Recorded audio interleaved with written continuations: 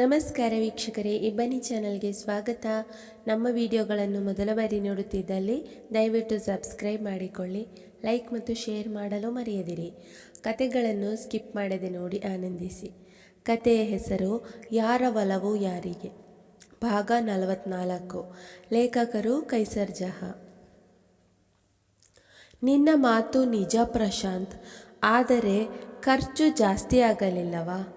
ಗೊಂಬೆ ಇನ್ನೂ ಚಿಕ್ಕವಳು, ಸ್ವಲ್ಪ ದೊಡ್ಡವಳಾದ ಮೇಲೆ ಹೀಗೆ ಮಾಡಬಹುದಾಗಿತ್ತು ಎಂದು ಅನುಜಾ ಹೇಳಿದಾಗ, ಜಾಸ್ತಿ ಏನೂ ಆಗಲಿಲ್ಲಾನು, ಈಗ ಅದೆಲ್ಲ ಯಾಕೆ, ಬನ್ನಿ ಪೂಜೆ ಮಾಡೋಣ ಎನ್ನುವನು. ಪೂಜೆಗೆ ಮೊದಲು ನನ್ನ ಸರ್ಪ್ರೈಸ್ ಇದೆ ಅಂತ ಹೇಳಿದ್ದೆನಲ್ಲ, ಅದು ಮೊದಲು ಎನ್ನುವನು. ಏನು ಹೇಳೋ, ಏನೋ ಸರ್ಪ್ರೈಸ್ ಅಂತ ಹೇಳ್ತಾನೇ ಇದ್ದೀಯಾ ಎಂದು ಮಮತಾರವರು ಕೇಳಿದಾಗ, ಯಾರಿಗೋ ಕಾಲ್ ಮಾಡಿ ಬರಲು ಹೇಳುವನು. ಎಲ್ಲ ಅಲ್ಲಿ ನೋಡಿ ಎಂದು ಬಾಗಿಲ ಬಳಿ ತೋರಿಸಿದಾಗ, ಎಷ್ಟೋ ದಿನಗಳ ನಂತರ ತನ್ನ ಮಗ ಮತ್ತು 5 ತಿಂಗಳ ಗರ್ಭಿಣಿ ಸೊಸೆ ದೀಪ್ತಿಯನ್ನು ನೋಡಿದ ಮಮತಾರವರು ಕಣ್ಣು ತುಂಬಿಕೊಂಡು ಮೊದಲು ತನ್ನ ಮಗನನ್ನು ಅಪ್ಪಿಕೊಳ್ಳುವರು. ಕುಶಲಕ್ಷೇಮ ವಿಚಾರಿಸುವರು. ನಂತರ ಸೊಸೆಯನ್ನು ಕಣ್ಣ ತುಂಬ ನೋಡಿ ಅವಳ ಹೊಟ್ಟೆಯ ಮೇಲೆ ಕೈ ಸವರಿ ಅವಳ ನೆತ್ತಿಯನ್ನು ಚುಂಬಿಸುವರು. ಒಬ್ಬೊಬ್ಬರಾಗಿ ಎಲ್ಲರೂ ದೀಪ್ತಿ ಮತ್ತು ಪವನ್ನನ್ನು ಮಾತನಾಡಿಸುವರು. ದೀಪ್ತಿಯನ್ನು ನೋಡಿ ದೀಪಕ್ ತುಂಬ ಖುಷಿಯಾದವನು ಅವಳ ಯೋಗಕ್ಷೇಮವನ್ನು ವಿಚಾರಿಸುವನು. ತನ್ನ ತಂಗಿಯ ಜೀವನ ನೋಡಿ ತನ್ನ ತಾಯಿಯನ್ನು ನೆನೆದು ಭಾವುಕನಾಗುವನು. ಪ್ರಿಯಾ ದೀಪ್ತಿಯನ್ನು ತುಂಬ ಪ್ರೀತಿಯಿಂದ ಮಾತನಾಡಿಸುವಳು. ಪವನ್ ತನ್ನ ಮುದ್ದು ಅತ್ತಿಗೆ ಮತ್ತು ಅಣ್ಣನನ್ನು ಪ್ರೀತಿಯಿಂದ ಅಪ್ಪಿಕೊಂಡವನು ತನ್ನ ಅತ್ತಿಗೆಯ ಬಳಿಯಿಂದ ಮಗುವನ್ನು ಪಡೆದು ಮುದ್ದಿಸುವನು. ಎಲ್ಲರನ್ನೂ ಮಾತನಾಡಿಸಿದ ಇಬ್ಬರು ತನ್ನ ತಾಯಿ ಮತ್ತು ನಂದಿನಿ ಜೊತೆ ಕುಳಿತಿದ್ದ ಸುಕನ್ಯಾಳನ್ನು ತಾವೇ ಹೋಗಿ ಮಾತನಾಡಿಸುವರು. ಸನತ್ನನ್ನು ಎತ್ತಿಕೊಂಡು ಸಾಕಾಗುವಷ್ಟು ಮುದ್ದಿಸುವನು ಪವನ್. ಅನುಜಾ ಆಗಾಗ ವಿಡಿಯೋ ಕಾಲ್ ಮುಖಾಂತರ ಪವನ್ ಮತ್ತು ದೀಪ್ತಿಯ ಜೊತೆ ಮಾತನಾಡುವಾಗ ಸನತ್ ಸಹ ಮಾತನಾಡುತ್ತಿದ್ದನು. ಹಾಗಾಗಿ ಅವರಿಬ್ಬರನ್ನು ಬಲು ಬೇಗ ಗುರುತಿಸಿದ್ದನು. ಪವನ್ ಯಾವಾಗ ಬಂದಿರಿ, ಏನೂ ಹೇಳಲೇ ಇಲ್ಲವಲ್ಲ ಎಂದು ಅನು ಕೇಳಿದಾಗ, ಅತ್ತಿಗೆ 2 ಗಂಟೆಗೆ ಬಂದೆವು. ಅಣ್ಣ ಸರ್ಪ್ರೈಸ್ ಕೊಡೋಣ, ಯಾರಿಗೂ ಹೇಳೋದು ಬೇಡ ಅಂತ ಹೋಟೆಲ್ ಬುಕ್ ಮಾಡಿದ್ದ. ತುಂಬ ದಿನಗಳ ನಂತರ ಎಲ್ಲರೂ ಒಟ್ಟಿಗೆ ಸೇರುತ್ತಿದ್ದೇವೆ. ಅದೇ ಸಮಯದಲ್ಲಿ ನಾವು ಅಲ್ಲಿಗೆ ಬಂದರೆ ಎಲ್ಲರೂ ಸಂತೋಷ ಪಡುತ್ತಾರೆ ಎಂದು ಅಣ್ಣ ಮಾಡಿದ್ದ ರೂಮಿಗೆ ಹೋಗಿ ಫ್ರೆಶ್ ಅಪ್ ಆಗಿ ಸ್ವಲ್ಪ ರೆಸ್ಟ್ ಮಾಡಿದ್ದೆವು. ಪೂಜೆಗೆ ಸಮಯವಾಯಿತು. ಬೇಗ ಬನ್ನಿ ಎಂದು ಪುರೋಹಿತರು ಕರೆದಾಗ ಎಲ್ಲರೂ ಅಲ್ಲಿಗೆ ಹೋಗುವರು. ಪ್ರಶಾಂತ್ ತನ್ನ ತೊಡೆಯ ಮೇಲೆ ಸನತ್ನನ್ನು ಕೂರಿಸಿಕೊಳ್ಳುವನು. ಅನುಜಾ ಗೊಂಬೆಯನ್ನು ತನ್ನ ಮಡಿಲಿನಲ್ಲಿ ಮಲಗಿಸಿಕೊಂಡಿರುವಳು. ಮನೆಯವರೆಲ್ಲರೂ ಸುತ್ತಲೂ ಕುಳಿತುಕೊಳ್ಳುವರು. ಪೂಜೆ ಶುರು ಮಾಡಿದ ಪುರೋಹಿತರು 20 ನಿಮಿಷಗಳು ಎಲ್ಲ ಮಂತ್ರಗಳನ್ನು ಪಠಿಸಿದವರು ಏನೇನು ಮಾಡಬೇಕೆಂದು ಅನು ಮತ್ತು ಪ್ರಶಾಂತ್ಗೆ ಹೇಳಿದಾಗ ಸನತ್ ಸಹ ಅವರ ಜೊತೆ ಹಾಗೆಯೇ ಮಾಡುತ್ತಿರುವನು. ಈಗ ಮಗುವಿನ ಹೆಸರನ್ನು ಕಿವಿಯಲ್ಲಿ ಹೇಳಿ ಎಂದು ಹೇಳಿದಾಗ ಅನುಜಾ ಕಿವಿಯ ಹತ್ತಿರಕ್ಕೆ ಬಾಗಿ ಅನೇಕ ಎಂದು 3 ಬಾರಿ ಹೇಳಿದಾಗ ಪುರೋಹಿತರು ಜೋರಾಗಿ ಆ ಹೆಸರನ್ನು ಹೇಳಿ ಪೂಜೆ ಮುಗಿಸುವರು. ಮಗುವಿನ ಹೆಸರನ್ನು ಕೇಳಿದ ಪ್ರಶಾಂತ್ ಅನುಜಾಳ ಕಡೆ ನೋಡಿ, ತುಂಬ ಚೆನ್ನಾಗಿದೆ ಹೆಸರು ಎನ್ನುವನು. ಮಮತಾರವರು, ಅನು ಹೆಸರೇನೋ ತುಂಬ ಚೆನ್ನಾಗಿದೆ, ಹೆಸರಿನ ಅರ್ಥವೇನು ಎಂದು ಕೇಳಿದಾಗ, ಶಕ್ತಿಯುತಳು ಅಂತ ಅತ್ತೆ, ಬರೀ ದೈಹಿಕ ಶಕ್ತಿಯಲ್ಲ ಮಾನಸಿಕ ಶಕ್ತಿಯುತಳು ಎನ್ನುವ ಅರ್ಥವಿದೆ ಅಂತಲೇ ನಾನು ಈ ಹೆಸರನ್ನು ಇಟ್ಟಿದ್ದು. ನಿಮಗೆ ಇಷ್ಟ ಆಗಲಿಲ್ಲವಾ ಅತ್ತೆ ಎಂದು ಕೇಳುವಳು. ಇಲ್ಲ ಅನು, ತುಂಬ ಇಷ್ಟವಾಯಿತು, ಅರ್ಥಯುತವಾಗಿ ಇದೆಯಾ ಅಂತ ಕೇಳಿದೆ ಅಷ್ಟೆ ಎಂದಾಗ ಅಷ್ಟರಲ್ಲಿ ಪ್ರಿಯಾ, ಏನೇ ಹೇಳುವನು, ಎಲ್ಲದರಲ್ಲಿಯೂ ನಿನ್ನ ಸೆಲೆಕ್ಷನ್ ಸೂಪರ್ ಎನ್ನುವಳು. ಮೊದಲಿಗೆ ಮಮತಾರವರು ಮಗುವಿಗೆ 2 ಕೈಗಳಿಗೆ 2 ಚಿನ್ನದ ಬಳೆಗಳನ್ನು ತೊಡಿಸುವರು. ಅನುಜಾಳ ತಂದೆ ತಾಯಿ 2 ಉಂಗುರ ಮತ್ತು 1 ಚೈನನ್ನು ಕೊರಳಿಗೆ ಹಾಕುವರು.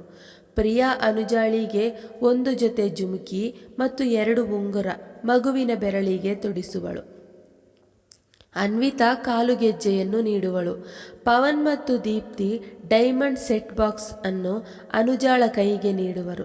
ಸುಮಾರವರು ಸಹ ಒಂದು ಉಂಗುರ ಬೇಡವೆಂದರೂ ಅರುಣ್ ಮತ್ತು ನಂದಿನಿ ಸಹ ಒಂದು ಉಂಗುರವನ್ನು ಉಡುಗೊರೆಯಾಗಿ ನೀಡುವರು.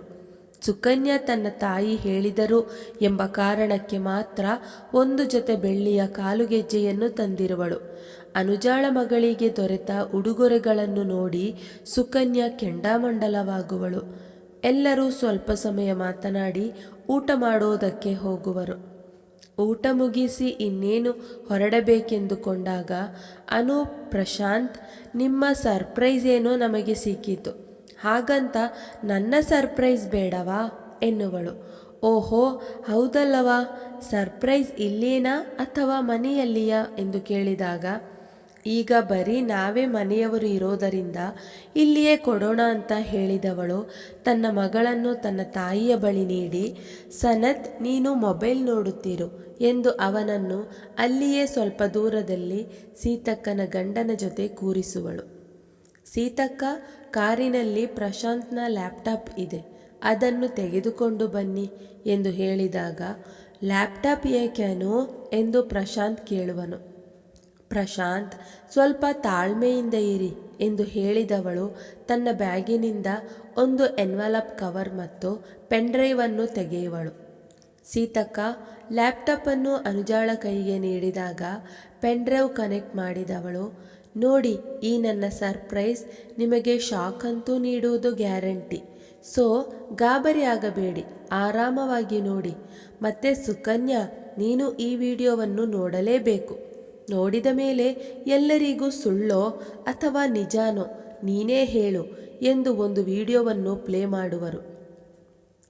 ಸುಕನ್ಯಾಳಿಗೆ ಅನು ಏನು ಮಾಡಲು ಹೊರಟಿದ್ದಾಳೆಂದು ತೋಚುವುದೇ ಇಲ್ಲ.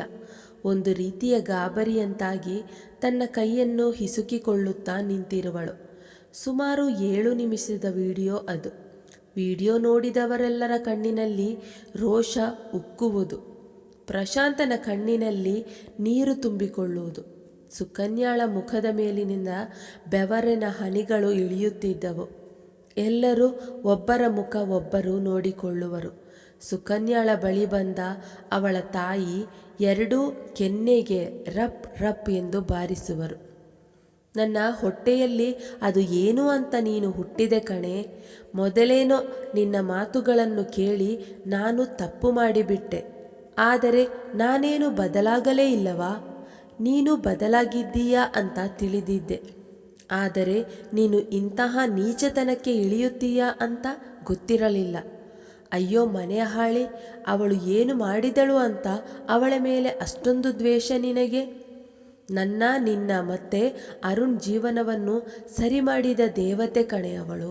ಅಂಥವಳನ್ನು ನೀನು ಹೀಗೆ ಹೊಡೆಯುತ್ತಿದ್ದೀಯಲ್ಲ, ನಿನ್ನನ್ನು ಇವತ್ತು ನಾನೇ ಸಾಯಿಸುತ್ತೇನೆ ಕಣೆ ಎಂದು ಅವಳ ಕತ್ತನ್ನು ಹಿಸುಕಲು ಹೋದಾಗ, ಅಮ್ಮ ಬಿಡು ನನ್ನನ್ನು, ನಾನೇನು ಮಾಡಿಲ್ಲ, ಇದೆಲ್ಲ ಎಡಿಟೆಡ್ ವಿಡಿಯೋ, ಸುಳ್ಳು ಎಂದು ಕಿಂಚಿತ್ತೂ ಅಂಜಿಕೊಳ್ಳದೆ ಸುಳ್ಳನ್ನು ಹೇಳಿದಾಗ, ಆಂಟಿ ಒಂದು ನಿಮಿಷ, ಇದೆಲ್ಲ ಸುಳ್ಳು, ಎಡಿಟೆಡ್, ಓಕೆ, ಇದನ್ನು ನೋಡಿ ಎಂದು ಎನ್ವಲಪ್ ಕವರ್ನಲ್ಲಿದ್ದ ಪೇಪರ್ ನೀಡುವಳು.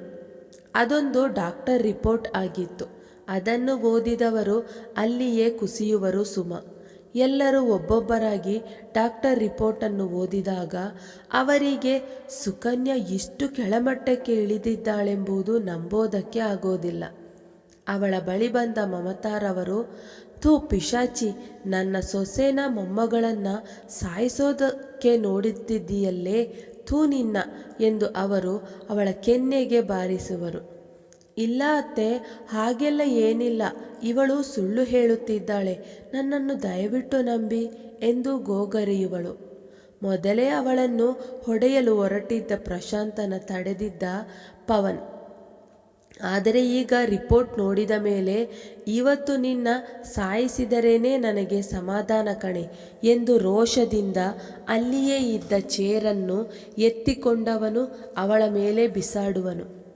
ಅಷ್ಟರಲ್ಲಿ ಅದರಿಂದ ತಪ್ಪಿಸಿಕೊಂಡವಳು, ಏನಿದೆ ಈ ರಿಪೋರ್ಟಿನಲ್ಲಿ, ಯಾಕೆ ಎಲ್ಲ ಹಾಗೆ ಆಡ್ತಿದ್ದೀರಾ? ಪ್ರಶಾಂತ್ ನಾನೇನು ಮಾಡಲಿಲ್ಲ ಎಂದು ಹೇಳುವಳು.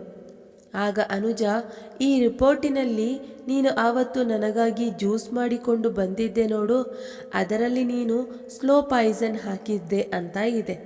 ತಗೋ ನೋಡು ಎಂದು ಪವನ್ ಕೈನಿಂದ ರಿಪೋರ್ಟ್ ತೆಗೆದುಕೊಂಡು ಅವಳ ಕೈಗೆ ನೀಡಿ, ಏನು ಅಂದುಕೊಂಡಿದ್ದೆ ಸುಕನ್ಯಾ, ನಾನು ನನ್ನ ಮಗುವನ್ನು ನಿನ್ನ ಕೈಯಲ್ಲಿ ಸಾಯೋಕೆ ಬಿಟ್ಟು ಬಿಡುತ್ತೀನಿ ಅಂತಾನಾ?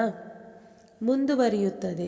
ಈ ಕಥೆಯ ಮುಂದಿನ ಸಂಚಿಕೆಯನ್ನು ಮುಂದಿನ ವಿಡಿಯೋದಲ್ಲಿ ಪ್ರಕಟಿಸಲಾಗುವುದು. ಈ ಕಥೆಯ ಅನಿಸಿಕೆಗಳನ್ನು ಕಮೆಂಟ್ನಲ್ಲಿ ತಿಳಿಸಿ. ಪ್ರಿಯ ವೀಕ್ಷಕರೇ, ನಮ್ಮ ಈ ಕಥೆ ಇಷ್ಟವಾಗಿದೆ ಎಂದು ಭಾವಿಸುತ್ತೇವೆ. ನಮ್ಮ ಚಾನೆಲ್ಗೆ ತಪ್ಪದೇ ಸಬ್ಸ್ಕ್ರೈಬ್ ಆಗಿ, ಪಕ್ಕದಲ್ಲಿರುವ ಬೆಲ್ಲೈಕನನ್ನು ಪ್ರೆಸ್ ಮಾಡಿ. ಧನ್ಯವಾದಗಳು.